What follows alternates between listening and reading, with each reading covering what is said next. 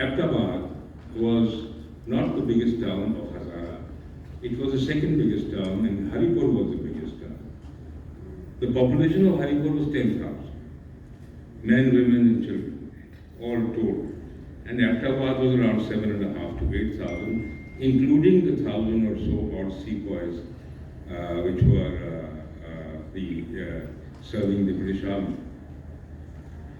So the Gazetteers got my interest going, and I read a lot of the Gazetteers, and then found a few old books and allusions to it, not entirely. There are books about Murree, there are books about Rawalpindi district, but Hazara district. But there is really nothing much about Dathia Gali, Dunga Gali. For Murree, there are two books. So this is how I started researching and doing the book.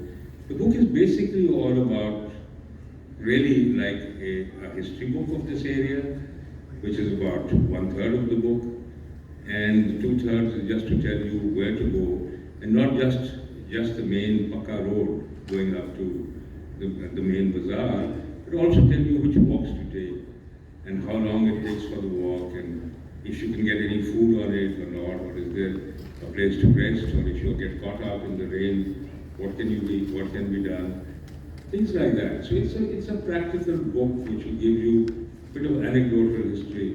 For example, one of the things that I find very marvelous about this part of the world is that at the end of the 18th century, 1880, the British Raj decided to build a pipeline from Dunga Gali to Murree. Because in Murree they had a large number of troops stationed there for the summer, and there was not enough water.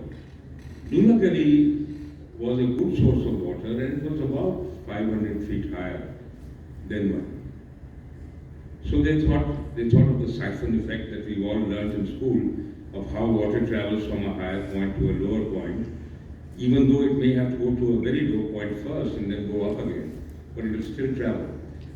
So they applied the siphon effect, and they made this 50-kilometer long or 40-kilometer long pipeline.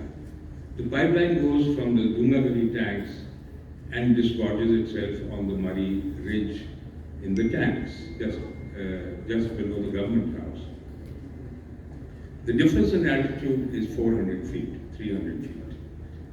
Now imagine spending 10 years or 6 years making the pipeline, blasting through rocks, making paths, felling trees, laying all these pipes which must have arrived from England or wherever, and doing all this, and then waiting to see if the siphon is going to work.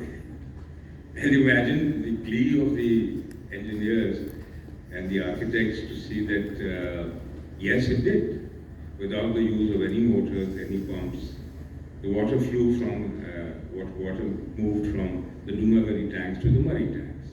So the Murree could now support a larger garrison or a larger population. So, I mean, all this is the pleasures of travel. Thank you. So tell me a bit about the history and origin of travel writing, because I don't think